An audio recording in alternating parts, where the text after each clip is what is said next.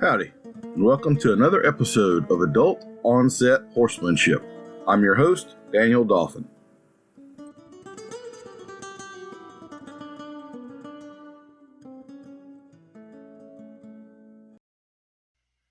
So you probably heard me talk about our online bit course before. We are about to start another masterclass here in the next 2 or 3 weeks toward the latter part of February. So now's the time. If you're not on our email list, I would highly suggest that you go to the foamy mouth video we've got a link to in the comments. You just wait there a minute, pop-up will come up, put in your email, you're on the newsletter list, and it'll sign you up to get that 30-minute video. That will give you an idea of the type, quality, and depth of information that we're going to be presenting to you throughout this course. I really don't think you're going to find most of it anywhere else, and this is definitely the best information out there on bits, and there's way more to this than you think that there is. I promise. We've got some great feedback from previous groups. This will be the first group to go through with the new 7th module that is more aimed at the people getting certified to do consultations. It's going to include some of the transitions, watching me do these on a horse. It's going to show the steps I would go through if I were evaluating a horse, plus using some of the different training aids that we don't cover. So things like martingales, driving a horse, sidelines, kind of the best ways to do the worst things, so to speak. We're also going to have a couple of webinars coming up in the near future where we'll give sort of a brief presentation on an overview of the course, what it's like, the things that'll be covered, and I'll answer some questions and stuff. We're going to do several of those, so no matter what time zone you're in, you can participate and get a glimpse of what's inside if you're curious. We are going to run more master classes, of course, but the next one won't be until May. So if you miss this window, you won't be able to start with everybody else. The way that it works, we have 7 modules. We're going to go 7 weeks, and each week you're going to get the information. Toward the end of the week, we're going to go over that in the Zoom call. So there's a 70-page study guide that goes with the course. So we'll go over the pages of the study guide that are applicable to that week's module. You can ask me questions. That is recorded. The recording is put back into the course, so if for whatever reason you can't catch that week or you're in an odd time zone and it doesn't match up, you can email me your question ahead of time. I will read it and answer it, and then you can go back later and watch the recording. You have access to all of that information for a year. You can, once we're done with it, you can then apply and test to get certified by us to do bidding consultations. If you're a professional trainer or anybody like that, this is a no-brainer. This is going to really change what you're doing and just send you ahead years of learning things the hard way, and the placebo effects and biases and bad information that you may never figure out was bad information. So here's your chance. Follow us on social media. Join up for the newsletter. We've also got another newsletter for dolphinhorsemanship.com that's not just exclusively bit content. Please go to both websites, sign up for both, check out what we've got. Looking forward to seeing you in the course, or at least at the webinar. I'll also say we are constantly looking for new clinic hosts. I have got more weeks throughout the year that I would like to book with clinics. That's pretty much my favorite thing to do. That way I get to have the face-to-face contact with you and your horses. Additionally, we have got some spots for virtual lessons. So if you might be interested in what a virtual lesson entails, they're pretty economical.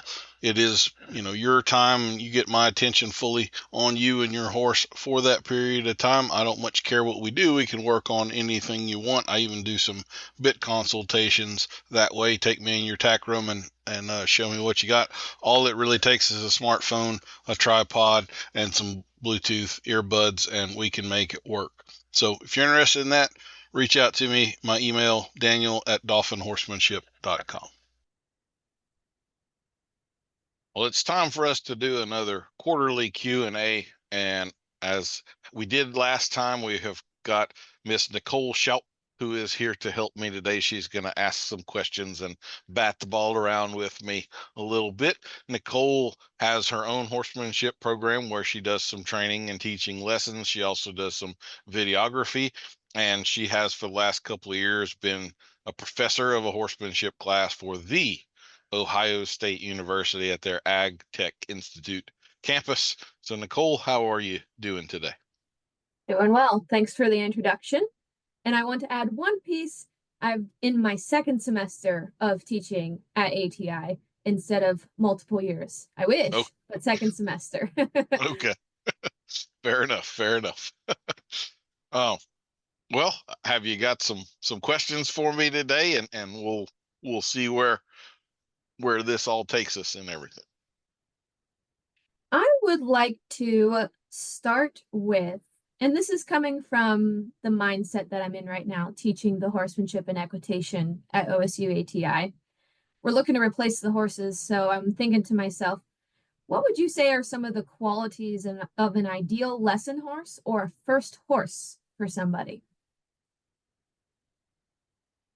That's a good question, and it would vary somewhat on the person, but generally speaking, I'm looking for the experienced senior citizen. For kids, I do believe in kind of that rule that the age of the kid and the age of the horse should equal at least 25. So if the kid's younger and doesn't have so much experience, the horse does, we kind of equal that out. You always wind up with that outlier 5-year-old that is just the perfect kid's horse, but that is the exception, not the rule. So if you're going down that road, do it with your eyes open, because there's plenty of them that are claimed to be that are not. So I'm always looking for safe, sane, sound. Sound, I do think is relative. So I am perfectly fine with the horse that's sound enough. We don't necessarily need a Ferrari. Sometimes kind of the 1970 Chevy pickup truck that has a little bub bub bub bub bub to the engine, you can still get from point A to point B on. So I believe in that serviceably sound older horse. And it's also, I'm going to say, it's perfectly fine for someone to get a horse and then outgrow that horse 2 or 3 years later. I would say that's kind of common. So don't feel like you're buying your forever horse with that first one. You're probably buying the bike with training wheels, and then you're going to move up to something maybe a little bit more exciting. And those horses are always in demand. So you want to let someone else have their crack at that first horse that's going to take good care of them. So that's kind of what I'm looking for. I hate when people call it, they give me the shopping list. I'm looking for a blue roan that's 15 too, and da-da-da. Like, no, if it's ugly headed as can be, but it won't kill you and it'll tolerate you, that's the horse you buy. You don't need pretty. You're not like safe, sound, sane. That's what you're looking for. I agree with that. And I think I can sometimes put it together and say a horse that tolerates your uncertainty. Because when you're learning to ride, there's a lot of hesitation and uncertainty and nervousness. Can that horse handle that? But this leads to a follow-up question. I've been really trying to think about what it is that I want each learning rider to learn. And I agree with the safe, sound, and sane. But what I don't want is students to learn bad habits from the get-go. And sometimes those really dull horses teach kids or adults to kick and pull a lot right out of the gate. So do you have any thoughts about that, especially when, as these riders develop, we want them to understand the concept of lightness and being soft first? Yes. So dull is not a word I would ever look upon favorably. Maybe, like, I could think of 2 instances. If we had a therapeutic riding program or something, we want a totally non-reactive dull horse for the most part. If I was doing like mule rides in the Grand Canyon and people that have never ridden a horse before, then I want a dull horse that's you couldn't take 2 hands and turn his head to the left if you wanted to. He's gonna put his nose on the butt of the one in front of him and follow it. Beyond that, dull is not a word I would ever look favorably upon. So I like how you use the word tolerant. I think that's super important because, just to be frank, when you start off, your timing is going to be poor. You're going to lean the wrong way. You're going to make a whole lot of mistakes, and you're going to do things wrong. And we want a horse that doesn't make you pay for that. Um, but like you say, we don't want you to have to push them. Well, I want them to push them a little bit. Like I think that's part of being I'm working on a course right now called Building Rapport, and that is kind of part of it. If I'm going to get on a horse I've never been on, I'm I'm going to expect that they're going to test me a little bit, and I have to be ready for it, and I have to do enough when that little test comes that they realize, oh, he's got, he understands. So I don't want them to fear putting a little more pressure on one at a time here and there. But like I say, I don't want that to be the rule either. There's a whole lot of little kids that don't understand what squeeze is. They only know kick, so that's not what we're looking for. So I don't want dull. I'm also a pretty big believer, and this is a bit of a shift for me, but like you watch the Spanish riding school, the apprentices do lunge line lessons for I think 2 years. Long time. And yeah, which seems insane. And kind of the longer I've been doing this, the more, I wouldn't say for 2 years, but like for a few lessons at least, you probably don't need to be in control of the horse.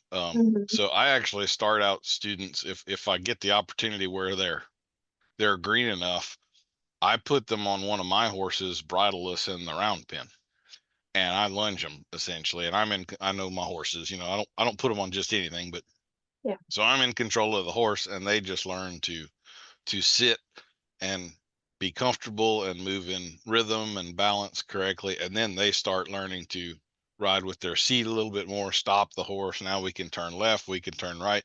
The big thing I'm looking for is that they don't develop the bad habit of balancing with their hands. And they don't have they don't have a rein to pull on. So that opportunity doesn't exist for them. And I'm fine if they want to grab a little mane or the saddle horn or whatever like that. That's no problem. But so in terms of dull, I again, hopefully what we're getting with that older horse is that we've got a horse that's broke and has a handle on it. And so when you put your left leg on him, it isn't a wrestling match for him to move over to the right. That's part of why I like them riding my horses. I have a horse that I do that with that's super safe, but he's really sensitive and light. And I have one that is a little more dull and makes you work for it. And we kind of use those in progressive order, because if you're not asking correctly, I can't necessarily see what your offside leg is doing, but I know the sensitive horse is going to do what you told him to. And so if he's moving weird, you're asking weird. And so I kind of have that reflection with that horse. Whereas the dull horse would, you're going to have to push on him pretty hard, even if you're asking correctly. So I use them in conjunction. I want you to learn how to do it right, but also work for it a little bit where you kind of understand the variance in horses. I also am a big believer in that.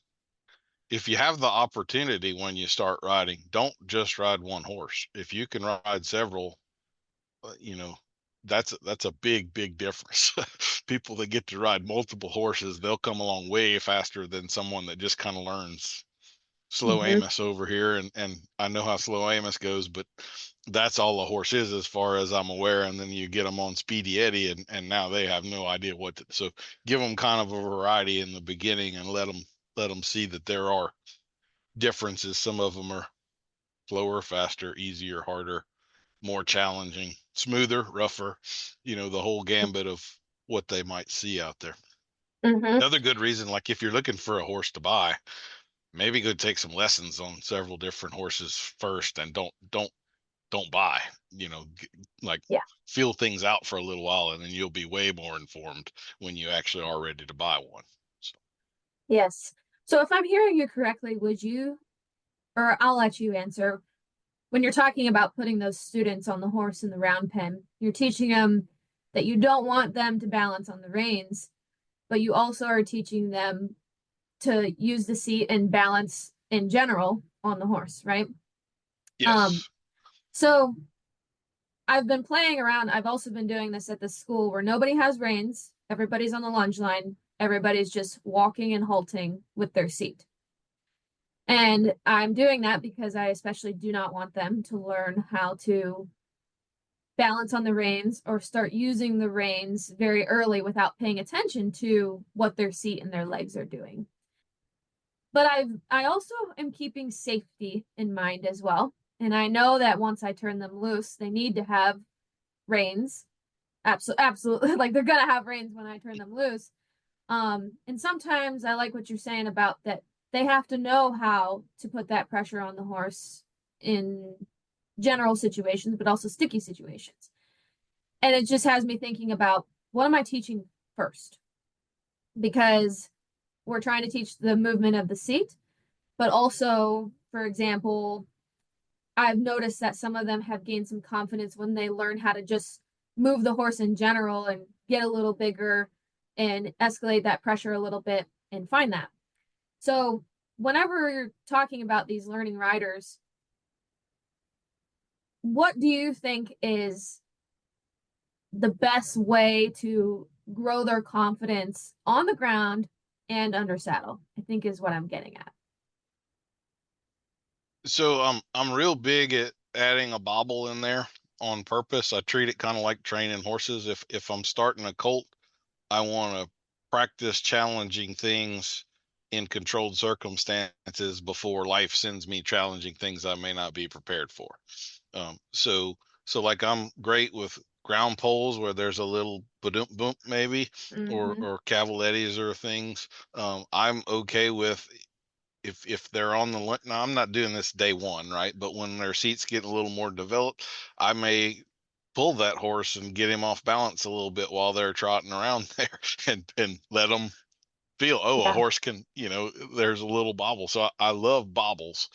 I would also be like, I want to see people ride independently in a round pen or a little paddock or something. I wouldn't want to have a situation where I've got 8 people riding independently for the first time, all in an arena together, and it turns into bumper cars.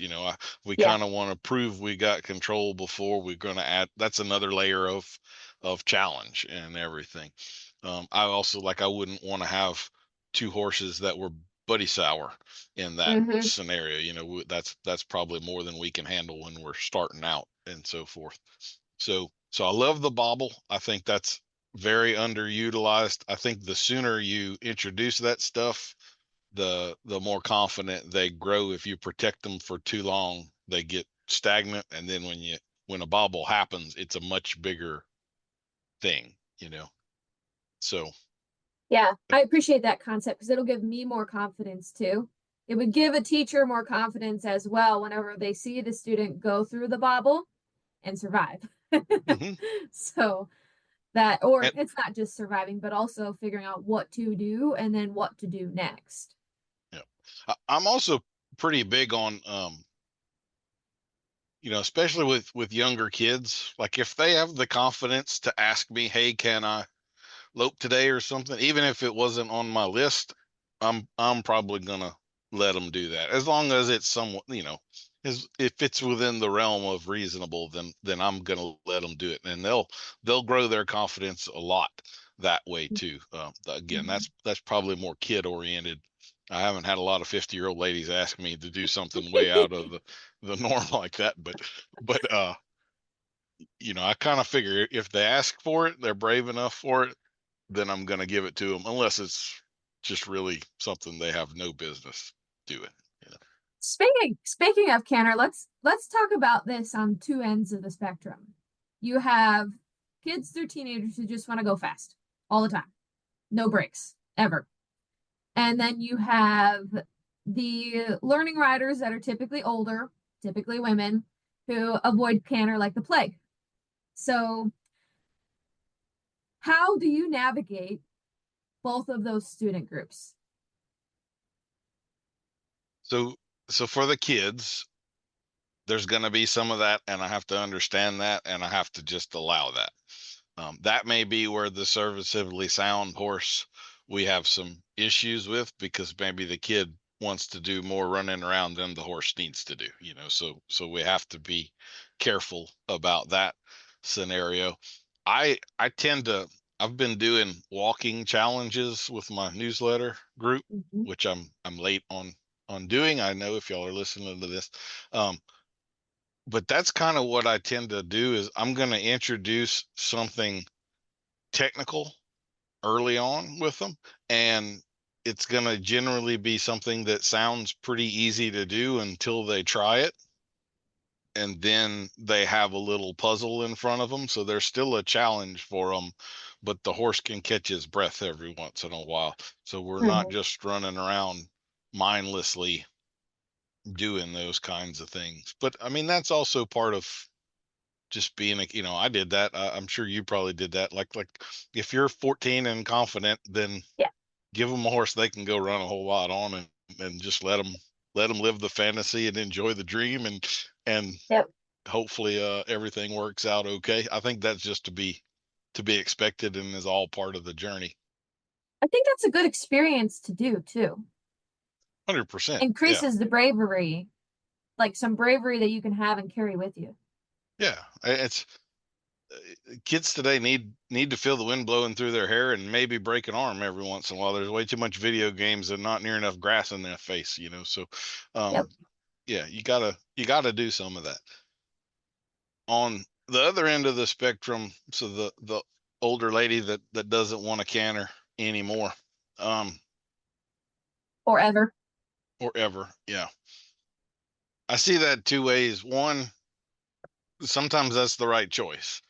uh as I'm getting a little older, I'm realizing that people aren't making it up when they talk about their body not working the same that it used to. And also I'm actually pretty big now on, like, when we do clinics, people of a certain age, I ask them before we start, like, do you have any health problems, a bad knee, a bad hip, or something like that I may need? Because if you have a bad hip, loping may not be the thing you need to go do a whole lot of, or a bad back, or whatever the case may be. That being said, I always try to, if we're gonna go there, I'm gonna try to introduce it in the form of a game. I'll do some visual things where, I want you to pretend like 100 yards away there's a 2-year-old toddler with a diaper on walking on a dock, and he's about to go in the river, and you need to get there and save him. And then I start yelling at him, save the baby. And it's and I'll have them just raging around the arena here in a little bit, and everything is real fun for them. I've had another, this isn't always an option, but it's a pretty clear memory for me. There was a lady that came to one of my cow working clinics, and it was like, she sent me a little email before, what I really want to do is lope. I haven't loped. I've been having a confidence problem. And I think she had actually come off the horse 2 years ago or something, and she hadn't loped. And so she got to work in cattle, taking her a few turns throughout the morning. And I had honestly forgotten about this. I didn't know her prior. I hadn't worked with her before or anything. And it takes me a little while to get all the names right and everything, but we stopped for lunch, and she comes up to me at lunch and she says, I just wanted to remind you that the loping thing, I wanted to be sure that I loped. And I was like, you've loped like 12 times this morning while you were chasing the cow. Like you've already been doing that all morning. And she was so focused on the cow that thought had totally left her mind. And I guess it had left mine too. And she had already been doing it. So the next time she had a turn and she starts loping around, I'm like, okay, you're loping right now. It's happening. It was everybody got a good kick out of it and laughed. And so the distraction thing, getting them amped up a little bit, getting them chasing something or playing a game, like, that's the way to go about that. That For sounds sure. smart, because when you try to do this whole prep for the canter, it's like, okay, and now you're gonna do this, and now you're gonna do that, and it's gonna feel like this. And you can tell they just lock up. Mm-hmm. It's hard to keep them riding through the transition and then into the canter and then back down from the canter. So these people, I like the ideas of the games and such, but I'm sure you're still intaking a lot of data as you're watching them ride around, and you're deciding, would this person stay on in the canter, right? Or is their horse going to stay? Yeah, because they may have a legitimate concern there. Sometimes, Right. yeah. So Yeah. So yeah, you're looking at that horse and you're like, he might come apart if he canters, or that rider is going to bounce around or whatever. It might not be pretty, but it's going to be okay. It's going to be okay. If you could think about that checklist you're going through, what are some things you're looking at? Horse and rider. Yeah, safe is the first thing. Mhm. So another might be, I hate the alliteration stuff, but sore. So like sometimes if we're having problems with this horse, that may be because this horse is hurting and we're not solving, a kissing spine issue in the midst of a clinic or something, right? I mean, that's just Yeah. so like I'm fine with at lunch or whatever, we may take that horse to the round pen and just run him around and see if at without a rider on his back, without any, is he sound or is he moving uncomfortable? Now he's, clamping his tail or swishing his tail or pinning his ears when we ask him to canter or something. So there's that aspect of the evaluation. I am like I don't always I'm doing more flying to clinics now than I used to, but like if I haul a horse to a clinic, one of my prerequisites for that is I'm only going to haul horses that I would put anybody on. So basically the same horses I would do lessons. So I've had instances where I don't think you're probably ready to lope your horse, but why don't you lope my horse? And I'll ride your horse with you, and then you can watch your horse be loped, and I can feel and sort out any problems that might be there. I have had adults that I lunged just like we were talking about before, and I had them just put both hands on the saddle horn or something and just ride the horse. And I usually try to use humor if they're having a real tension or anxiety moment. Like I'll have them lope 3 strides, let the horse slow down, and then I go like, "Oh my God, are you okay?" And just comically make a big deal out of it, and then they're laughing, and all the tension goes away, and now we can proceed. So Mhm. that's how I like cantering doesn't have to be 5 circles. It can be 3 strides and then 4 strides and then 7 strides and then a half circle around the round pin. And, we can build up to it and dip our toe in the water without going that way. So that's a Do you few think it approaches. Yeah. do you think it's easier for riders to get the feel of canter with a couple strides at a time or to just start cantering and keep going? Yes. Because Uh, I was gonna say it yeah. depends. It can be both. Yeah. So it depends kind of how much of this is physical and how much of this is emotional. If they just need to dip their toe in the water, then I'm fine with a few strides. I'm Mhm. going to build that though. Like nobody's going to learn to sit the canter comfortably 3 strides at a time. So you're going to have Right. to just do some circles and relax into it. But if you're super tense when all of that starts, then I'm not going to relax you with 5 strides, just like a horse. I mean, I can't just desensitize forever. Those breaks in the middle are the really key part of the whole thing where they down regulate. So I'm looking at the person the same way. I'm going to make fun of you. I'm going to make you laugh. We're going to do 3 strides. We're going to chill. I'm going to ask you some totally off the wall question about a restaurant that serves cricket burgers. And then I'm going to zing you right off again when you weren't expecting it. And we're just going to totally mess with your whole thing where you can't anticipate and have the fear. And then, oh, damn, I've done it 8 times. I mean, I guess it's okay. It seems like there's not really, and now we can go. So it's usually about getting them over that little rough part at the beginning. And once you've done that, then everything's okay. I'll also say here again, the physical, like some people aren't in very good shape and they don't have 20 circles of riding the canter in them. Their legs are jello after 8. So you do have to kind of monitor that, which is another reason to not just throw them into the deep end of the pool, because Mhm. sometimes the form gets worse, not better, because their core strength isn't there or their legs or Mhm. hips cramping up or something. So you got to always, take into account the physical limitations that person might have. Mhm. So would you say that humor is your number one way? I feel silly asking this question, but is it your number one way to relax riders, or do you have other methods? Shockingly, yes, that is my number one. I used to go with shoulder massages, but my wife made me stop. So, uh, no, the humor is yeah, I wield it like a sword. I mean, it's a pretty important tool for me, I don't know what I would do without it, quite honestly. I will say, like, it's really effective, but there are some people that are kind of immune to it. Like, it shocks me every time I run into them, but there are full grown adults walking around driving, voting with jobs that don't understand sarcasm. And so if I come across one of those and I realize, oh, they didn't know I was joking, then I have to, tailor my message a little more to that person. But if I can use humor and it's going to be successful, yeah, that's my go-to for sure. I think it's a good one. I like it. What about little sayings? You have any particular little sayings that you like to use? I've got a ton.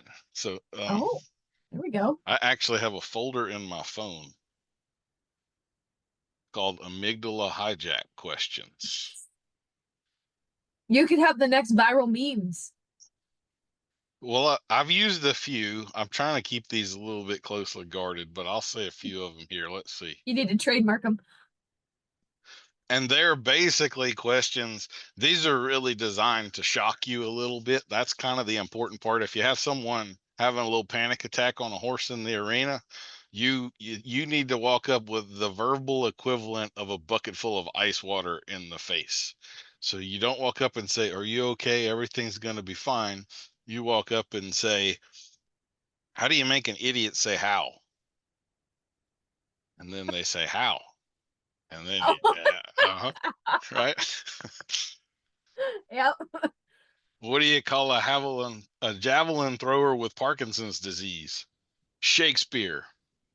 So it needs to be something like that, dad joke, Yeah. but can be strong. Like I've got some stronger ones. I'm not gonna. Some that are just downright inappropriate. But sometimes it takes something again, bucket of cold water with ice in it to the face to kind of bring someone out of that state. So yeah, I've got them for all ages and all kind of stuff. And usually it's about getting the person laughing again. They relax, they get out of their head. I mean, it works for the overthinkers, the fearful, the locked up, people get into fight or flight and all that stuff too, which includes freeze. So sometimes you gotta jolt them loose. Mm-hmm. Mm-hmm. I'm thinking of an experience we had yesterday. We were going over proper mounting and dismounting for a very beginner rider. And when she was coming off, I teach them to kick both feet out of the stirrups instead of bringing one foot down and still leaving a foot in the stirrup, just safety. Mm-hmm. And so they're figuring that out. And she came down, but she didn't have the foot all the way out of the stirrup. And I was standing slightly off to the side because I actually have two TAs for my class, which is awesome. They took the class before, so they helped me with everything. But as she's coming down, I hear this pop, pop. And I was like, and for a moment, I wanted to say, "Are you okay?" But I just said, "Is your ankle okay? We heard it pop." And she laughed. She's like, "Yeah, it's okay." So instead of, "Oh my gosh," it was just kind of like, "We heard that. Are you all right?" So yeah, I like the humor part, and the little sayings are very good. So I'll say too, like there again, if I had college students, a bunch of 18 to 22-year-olds, I'm going to mess with their horses when they're mounting. Now you didn't have your reins held. I moved your horse. Wasn't that more difficult? Like you'll remember that. I could tell you 15 times to hold them this way, but when the horse trotted off when you were halfway in the air, like you're going to remember that next time, right? So I'm not going to do that to a 72-year-old lady, but an 18-year-old, yeah, absolutely. I'm going to mess with them. We're going to have bobbles everywhere, and they'll figure it out and learn to protect themselves a little bit more, because especially that age group, it's not real to them. They're not going to just take your word for it. But if you make it happen to them under controlled circumstances, then oh yeah, they'll remember that. Well, this is really interesting, and something that we could lead into sort of a next topic is the first class that I had. They'd all been riding. They were, 18, 19, whatever, have been riding since anywhere from 9 to 15 or whatever. I didn't have to check girths. I didn't have to walk them through a lot of stuff. This class that I have now are pure beginners, have barely ridden. And it's interesting to watch the dynamic shifts and all the things that I realized that we fortunately learned just by being around horses. You can talk about the bobbles and the mistakes of a cinch that's not too tight and how many times you had to do that to realize that this is how tight it needs to be or whatever. But it gets me thinking a lot about the demographic of learning riders. I feel like there are more, let's say, 20-year-olds that have never ridden that want to ride than there used to be. I feel like it used to be kids ride and then you ride when your kids get old and you're 40, 50, something, whatever. You know what I mean? Hmm. What do you think about that? I think that's great. I haven't seen that. I Okay. would say from what I'm seeing, the younger kids at that age, they're one of two things. They're either deep in the English world or they're rodeoing, and Mm-hmm. there's very few that are outside of that in my experience. So I'm encouraged to hear that. I wish, like, when I was that age, you were liable to see me riding my horse anywhere. I would head off down the road. We had a lot of land around that area, farmland and stuff. And I mean, I would go 10, 20 miles just, just riding my horse. And like, I don't see that ever anymore. So Yeah. I'm glad to hear that in other places, is still going on. Um, I wish we had kind of more kids. Like, it's almost the kind of thing that there should be some kind of ag class in high school that's a requirement. It's sort of the common sense, like the learn to balance a checkbook, learn to learn Mhm. where your food comes from, learn what animals are like, and unfortunately we don't have that in the world, but it would be great if we did. Yeah. I think it's just, FFA and stuff or whatever those classes are called in high school. It's just an elective, so they choose to take it. It's not required across the board. Mhm. But yeah, so do you have a stat? You've mentioned in multiple podcasts about how we have, is it what, 40% less horses Yeah, since we're in the we're last down from 17 years? yeah, from we're down from I think 10.4 to 6.2, something Okay. like that. So do you have a stat on the amount of trainers that there are and or are continuing to people who are continuing to become trainers? I nothing legitimate, only anecdotal. I'll say Okay. I could probably, unfortunately, name 8 or 9 trainers off the top of my head that have quit training horses in that period of time, who were good, like valuable to the industry, not bums that needed to go do something else kind of people. Just because financially or just was too hard for too long, or their wife finally said enough, whatever the thing might be. I've known quite a few that have quit training horses in the last few years. So I would think we've got to be down on trainer numbers along with the horses. The overwhelming percentage of horses, it's something like 60 or 65%, are trail horses. So it isn't race horses, performance, it's not a specific discipline. It's people that just want to trail ride. And I would say in my experience, those horses, they don't stay in the training system for very long. They kind of get started and broke, and then the owner hits the trails with them, and they'll never see a professional trainer again unless the wheels fall off and they have, some problem serious enough that requires it. But so that's the biggest group of horses that we've got out there. So I don't have a statistic for you, but I would think it's a pretty safe bet that horse trainer numbers are dwindling as badly as horse numbers are. Yeah. It's just something that I wonder about, and I think the amount of trail horses statistic is very important because I would lump trail horse and family horse pretty similarly, like we were talking in Mhm. the beginning before we started recording.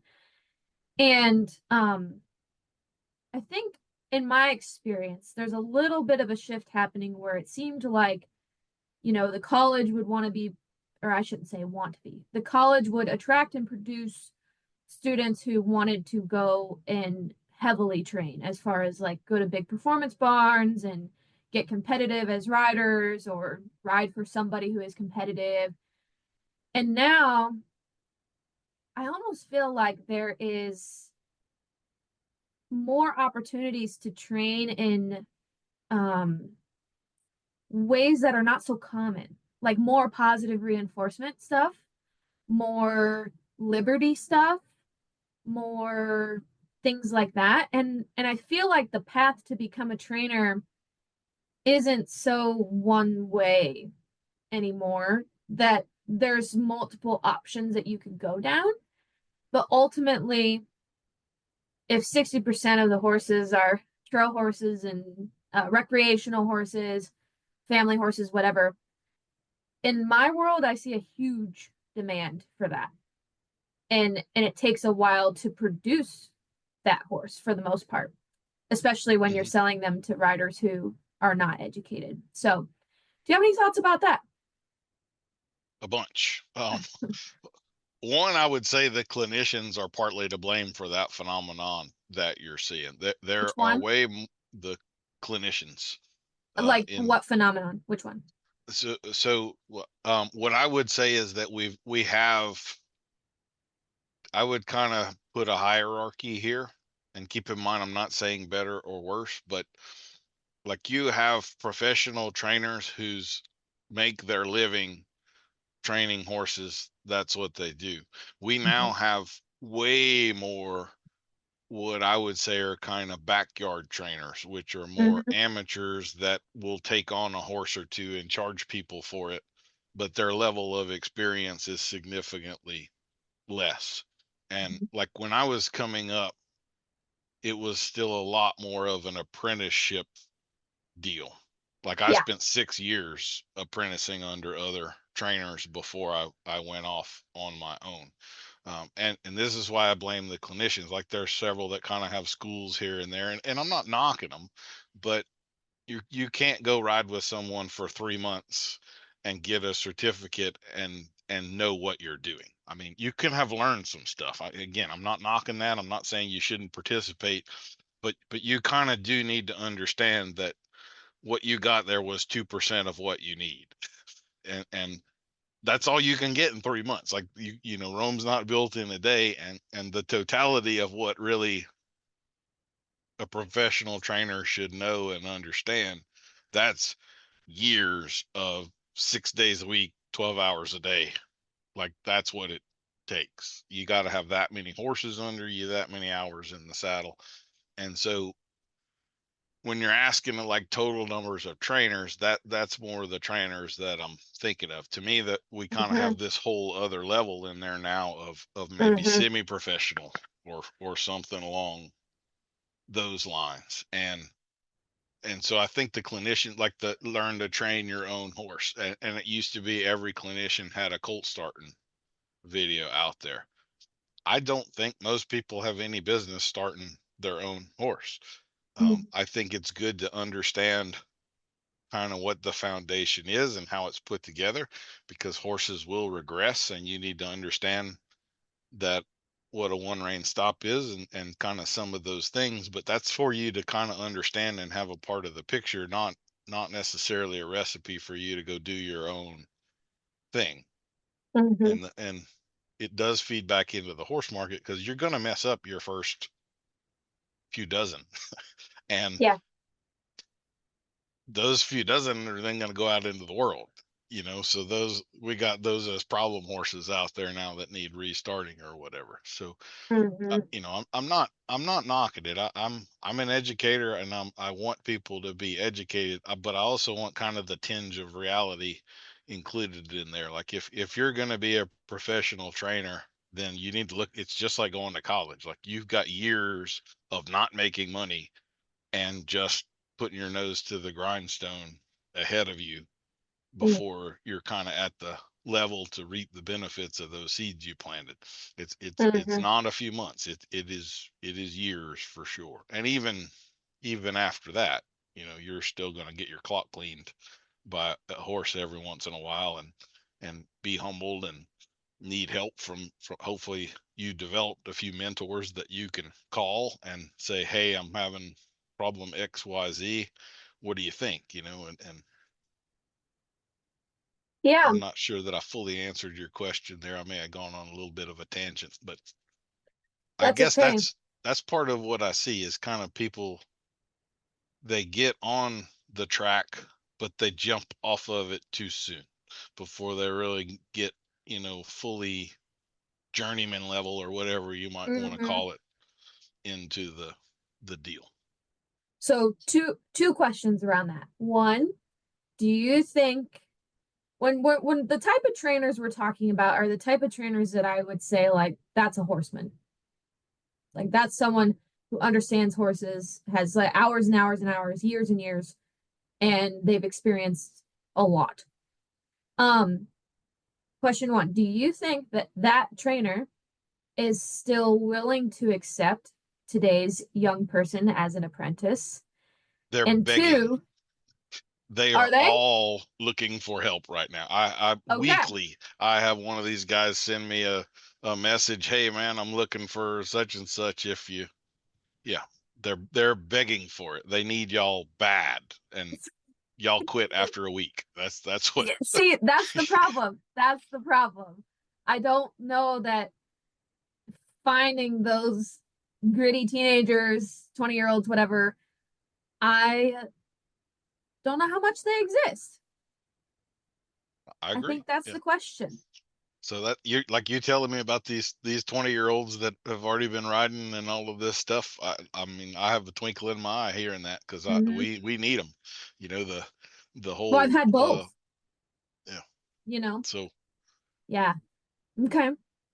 So when you talk about, I really love the idea of apprenticeship, by the way, if I had to share my thoughts, because it's one thing to go to college, it's one thing to take lessons forever or whatever, but it's a whole nother thing to go work under someone as an apprentice for years, like you said. That it will change the course of every trainer's path and give them a really good foundation. And it's something that I would encourage to any of the college students as well, because college is just one piece. The class is just one piece. You shouldn't be able to just leave the class and go start your business training for the public. You should leave the class and go work as an apprentice, I think, and learn all the extra pieces that the class is not going to give you because yes, it just doesn't. And that's okay, but they need to come together. That is what I think, and I think they can work together. And not every student takes the college path. Sometimes it's just like for me, I didn't know what else to do, so I went that way, and I don't regret it for me. But anyways, the question of when is it appropriate to go off on your own and start your own business? What were those markers that you were looking at for you, or maybe that you've seen for other people? Because a moment ago we said, they quit in a week, or maybe they quit too early, or maybe they stay there forever. I don't know. But what do you think are the markers before you would leave your apprenticeship and go start your own business? I would say it kind of depends on what you are wanting to do. And the bad part of that is that tends to change as you age. Yeah. So, like, I was starting colts and working with some problem horses while I was apprenticing. So I was taking on an outside horse or two along the way. Mm-hmm. Um, and I got to the point where some other trainers around would send me one they didn't want to fool with, and kind of were feeding that little business for me. But, like, was I ready to train a futurity reining horse at that point? No, I didn't have that level of skill. I could kind of get one's mind right and get them safer and easier and on the path, but I was more a blunt instrument than a surgical scalpel, kind of at that Mm-hmm. point. And at that point, I thought that was going to be good enough. And then, so this is kind of the tricky part. If you jump off of that train too early, you might have to get back on it later on, or you might need to. And when you're 27 going to do that, that's humbling. Or maybe now you have kids, or life changes and Mm-hmm. all of that. And so that's the tricky part. And I will say here too that I know a significant, probably like 40% of the trainers that I know didn't start in the discipline that they finished in. So the whole I want to train Western pleasure horses, well, you may be doing eventers in 10 years, or, I mean, there can be radical. I know a cutting horse guy, and he is like as country bumpkin as they come. And he was an international eventer in his 20s. And if you met him, like you would never guess that's what this guy did. So there are some radical changes that people make in this business, and that is a setback. You're now having to relearn a whole bunch of stuff, and you kind of are at the bottom again, where you might have some status over here in this other side, and it's hard to humble yourself to go do that at times. So that would be the thing. Don't jump off of that train too early. Too There's soon. Mm-hmm.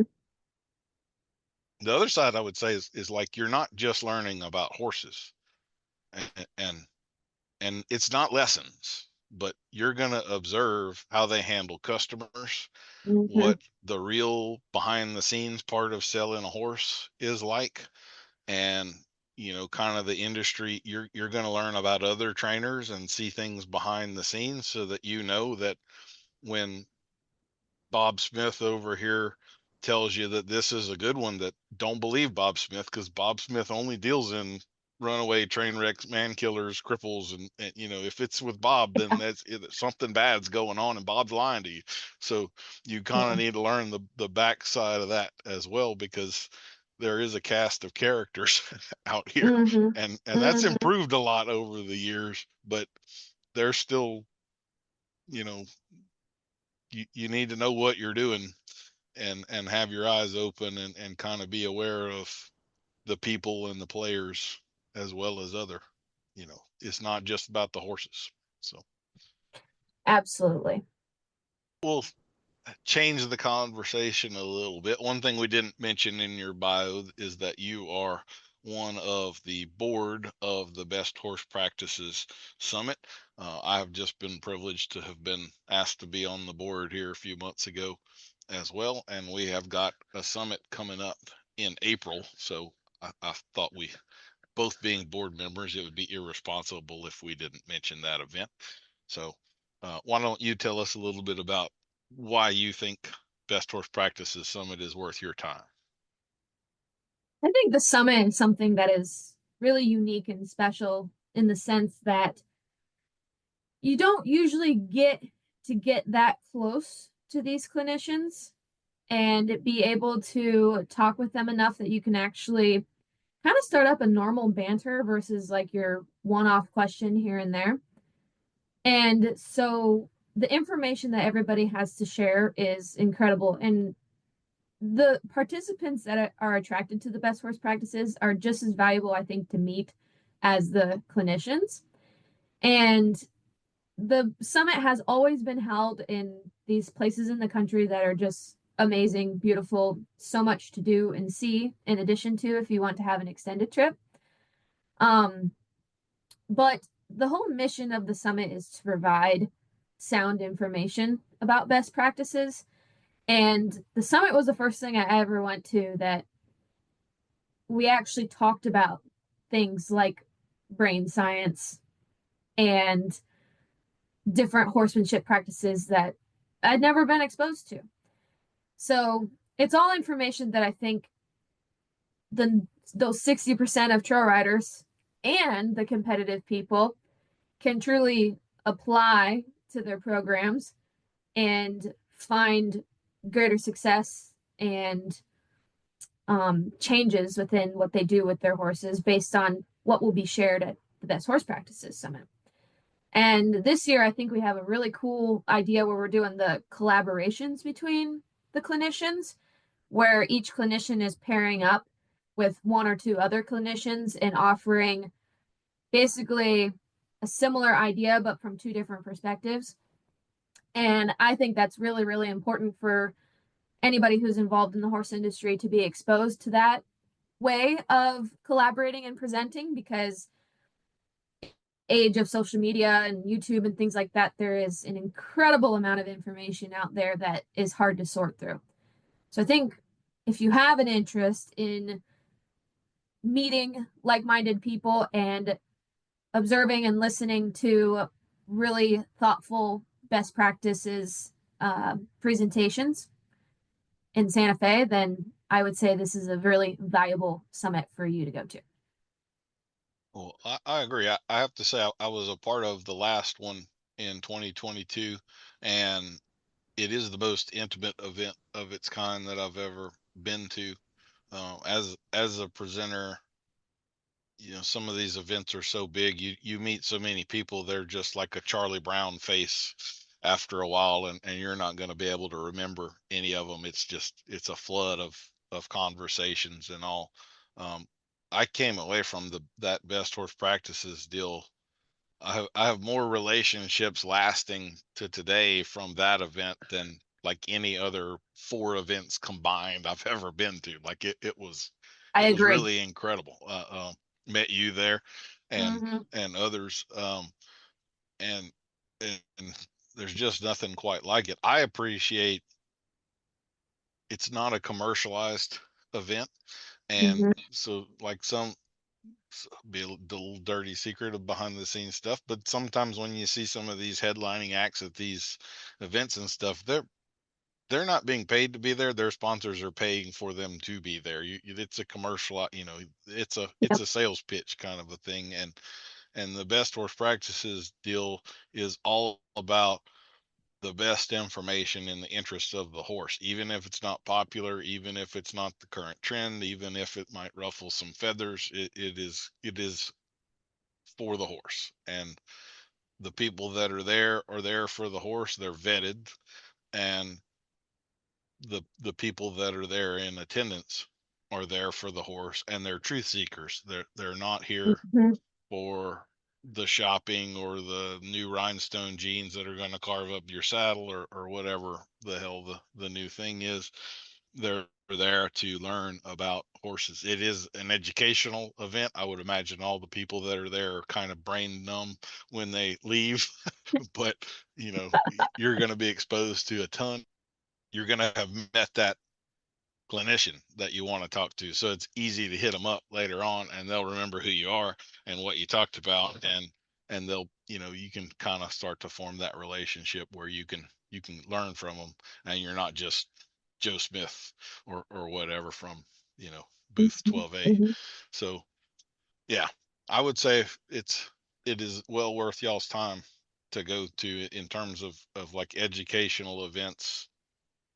I don't think it has a peer. I really don't. It is a one of a kind, and just incredible. So make it if you can, and we will have a really Absolutely. cool one this year.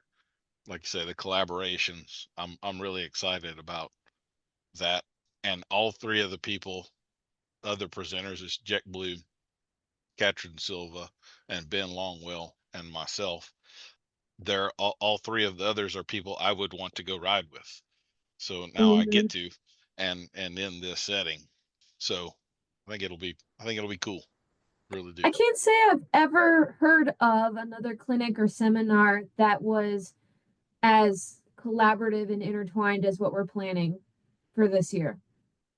I think it's normal I for, haven't either. I think it's normal sometimes to have like a co-presenter or something here and there, but like to go to a multi-day summit where there's multiple presentations and act there are some PowerPoint and arena demonstrations I should include, that it's not just sitting and watching PowerPoints for a whole day. It is up and down, um, and in the arena and things like that. But I think that is really, really unique and special to have all the variation with what we're going to do. I agree, and I don't. This one will have. It will mostly be in the arena. It will it? Okay. Demonstration, I think. We may have a couple of PowerPoint things, but I think most of it's going to be us working horses. So That is very fun. yeah, it's easy to watch people work horses all day, but Mhm. you know, to get to have the different perspectives and all. Anyway, it should be a super cool event to go to. Agreed. And I've never been to Santa Fe, so I want to go see a little bit of Santa Fe and all too, you know. So Yeah, same. I have not been to Santa Fe either, so I'm hoping to take an extra day or so and check some things out.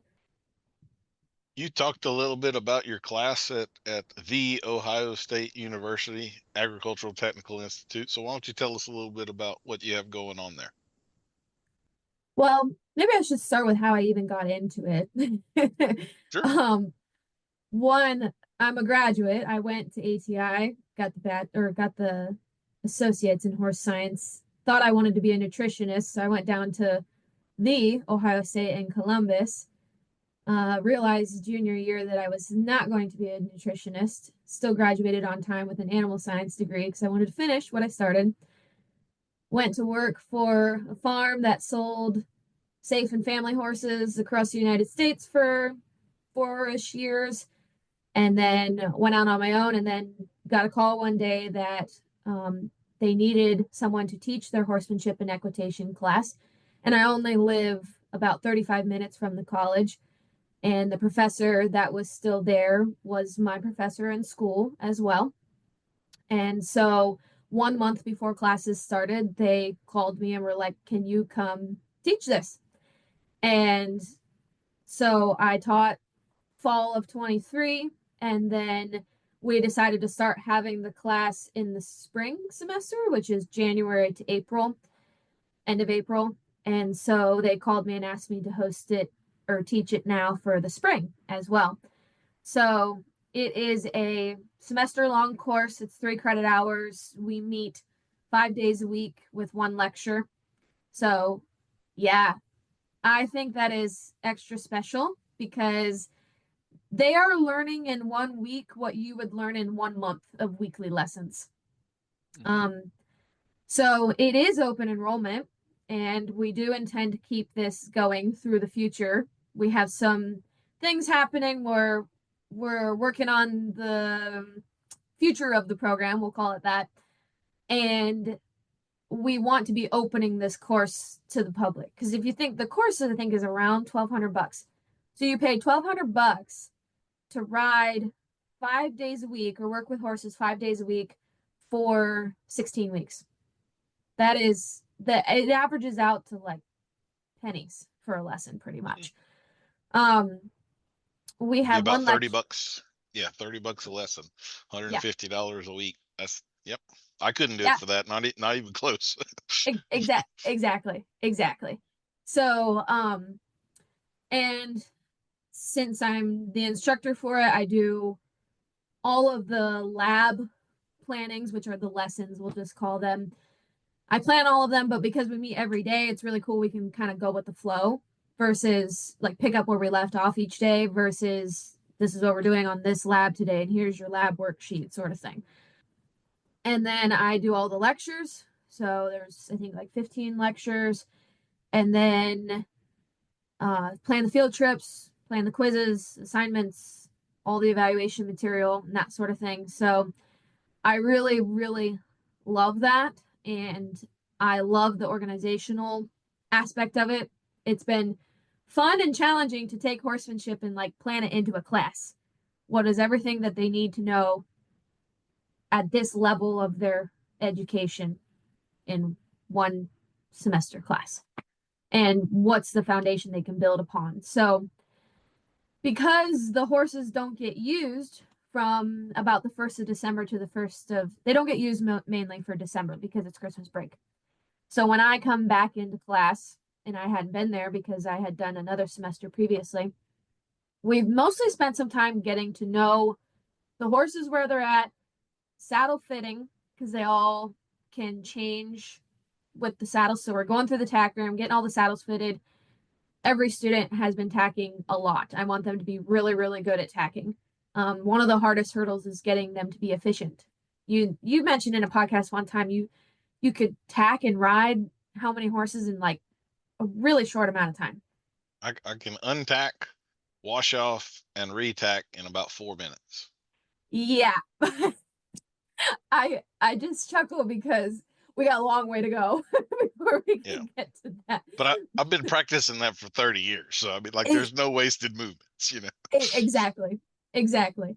So, but anyways, and then we've just been going over some groundwork principles, and I always tie how the groundwork relates to the ridden work, because otherwise you get the questions of why aren't we riding yet and what does it mean and that sort of thing. But everybody's like kind of broke the ice, got those jitters off, and now we're getting on the horses, and things come up like one horse, we were going to ride him yesterday and he walked out of the stall lame. Maybe an abscess, maybe pulled something, I don't know. So gotta change the plan there. Or one horse, you think this rider's going to get along with them, and you're like, maybe they can get through it. Maybe I need to switch horses for them and give them something else, and they can come back to that horse later. So, because I think I'm filtering through a herd of maybe 10, something like that. And I have 4 students, so I'm always kind of moving students and horses around until we get later in the semester. Then I'll kind of give them one horse that they can stick with.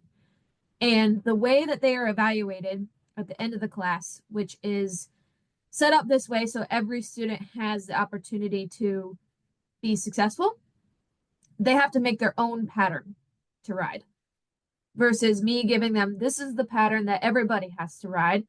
They're all coming in with such different skills that they will make their own pattern, and it will have to give them the chance to show their skills on X amount of things, and it'll be a part of their assignment, so that way I can help them make the pattern to where it's sufficient enough, and then they go and ride the pattern, and that's like their lab final. So yeah, it's really fun. It's really cool. It's a very unique opportunity as well with the 5 days a week. And I live close, so that was awesome. And it's something that I could see myself continuing to do because it is special to teach that age, I think. Excuse me, because they learn really quick and they're not as sensitive as maybe some other groups in certain ways. I would say they could have potential to lean to be a little bit more combative than kids or older, but we get to be around each other so much, you can tell how by the end of it they get it. Like it all comes together. So I enjoy that group. I teach all age groups, but I really enjoy the college student group. So yeah, that's wonderful. I've done some clinics and stuff for colleges, and I've been watching that stuff. The equine programs have shrunk here in Louisiana, and I think that's kind of been a trend. You're getting some consolidation. We've got a few bigger schools that are absorbing ever shrinking number of equine only students, and then some of the medium sized schools that had those programs are one by one losing them. So I'm yeah. glad to see that y'all have that going on there. Yes, and I should include they also breed standardbreds.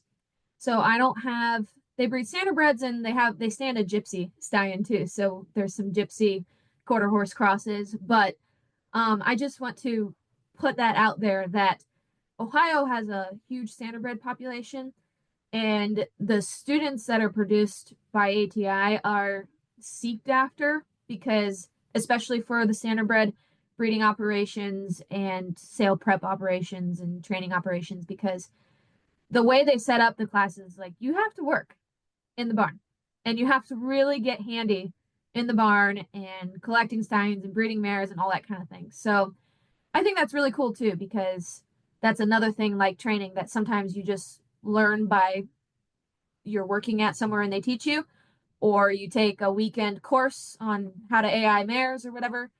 And the school really gives you a full understanding of what it would be like to work for a breeding farm. Yeah, there's no, like, if I were and I had this job interview a few times. Like you go to this place and they're going to see whether you know what you're doing or not. I started a colt in one of them.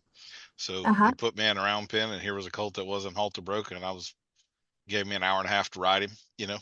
Mm-hmm. But in all honesty, within about 30 seconds of that person starting to fool with a horse, you can tell whether they know what they're doing or not. And so any of these kids that are out there wanting to do that kind of stuff, like, you got to get your hands on horses, Yeah. especially like the breeding stuff. If you have never actually held a stallion that knows he's about to breed a mare, there's no textbook that's going to prepare you for what's about to happen right there. Like it's Yeah. baptism by fire. You've either been there and can handle it, or you're about to lose your mind. There's no in between. So, Yeah. Yeah. Yeah. When I was a freshman, I'd never been exposed to that. And I would tell you, the whole thing was terrifying because it's all time constrained and everything has to be just right. And then just last week, they were going to collect a couple studs and they were trying to train them onto the Phantom. And I haven't watched it in forever. And I watched and I was like, that's a lot less scary now that I've just been around horses longer. So, but yeah, baptism by fire, 100%. 100%. So, I remember one of my first paid horse job was cleaning stalls at a halter horse barn. And I oh, had never been around halter horses before. They stood a stallion there. His name was The Power to Impress, and he was probably 1,400 pounds. I mean, he was just all man. And they had me go breed a mare one day. Now, I had no business doing this, but like, she needed to be bred, and they were stuck over here, and it wasn't going to happen. And so it was like, do the yeah. best you can. And so he had his special breeding halter, and he was a Yep. total gentleman. But when you put the breeding halter on him, he knew what was all coming. But Yep. you could take this horse, you put that halter on, I'm leading him out, and he is bucking and bellering all right here, 1,400 pounds right beside me.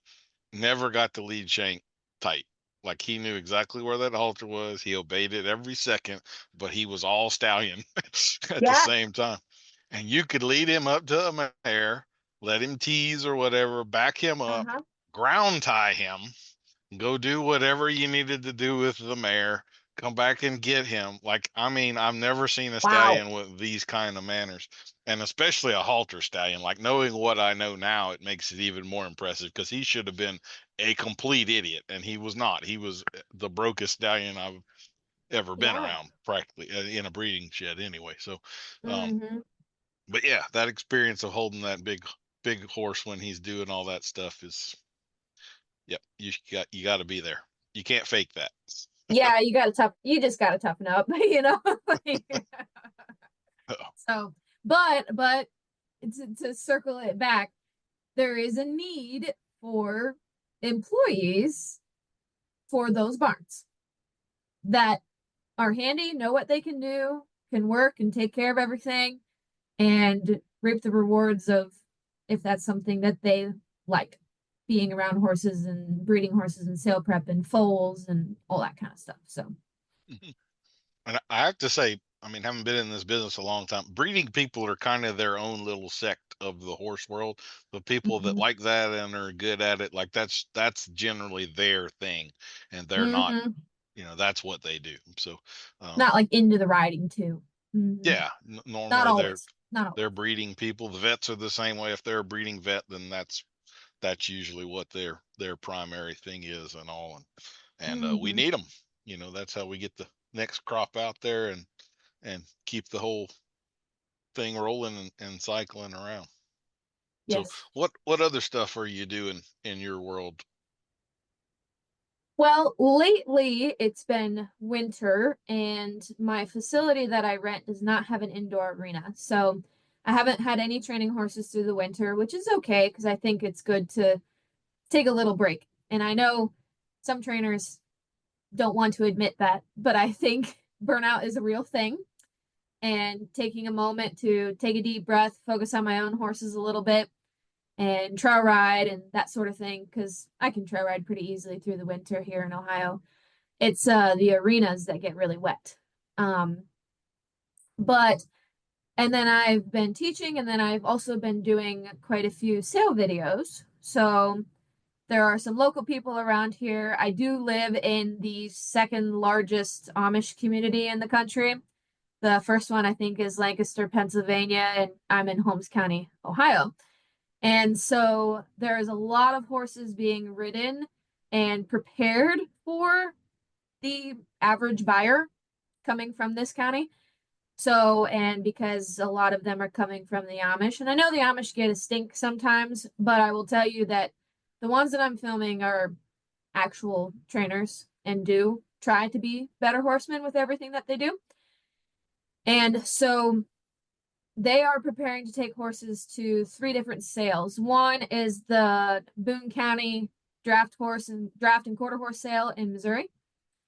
And then I'm filming some horses to go to the Dixie horse auction in Troutman, North Carolina. And then I don't know if you're familiar with any of these. And then they're taking some horses to the New Paris Equine Center sale in New Paris, Indiana. And then right here, about 20 minutes from me, is the Mount Hope Mid-Ohio draft horse sale and draft and riding horse sale. And that one, all of those sales that I just mentioned attract buyers from all over the country. And Mount Hope is very well known as the place in the spring and the fall to buy or sell your draft horses or your riding horses. So I take the photos of these horses, I take the videos, put them on my YouTube channel. That business is actually called Waymaker Equine Media. It's separate from my horsemanship business. And I also make ads online, that sort of thing. So I do that mainly for my local community. There isn't as much demand, I don't think, for it for the other English folks because they have access to all of it. So, but I really love it because I really stay in the loop. I stay in the loop with what's going on in the area and who's got what horse and who bought what horse from where and you know, what are they bringing and just all this kind of stuff. And horse prices are high right now. They are still high. We've been kind of waiting for them to drop a little bit, but you used to be able to go and snag something that you could resell for, I can't even name the prices, but like it was low and people were making good money. Now you got to pay a lot more and hope you can make more. So, but, yeah. So that's mainly what I'm into right now. And then when spring comes, April 1st, I'll start taking in a couple training horses. I only do a couple because I'm still doing other things. And I'll ride them. I'll ride horses through until probably about Thanksgiving or so and go from there. So, yeah. Well, very cool. Well, Nicole, I certainly appreciate your time and you joining me and being the Q for the A on these segments. And Yes. and I always enjoy getting to chat with you. So thank you very much for your time, and we'll see you again in a few months, I suppose. Sounds good. Thank you very much.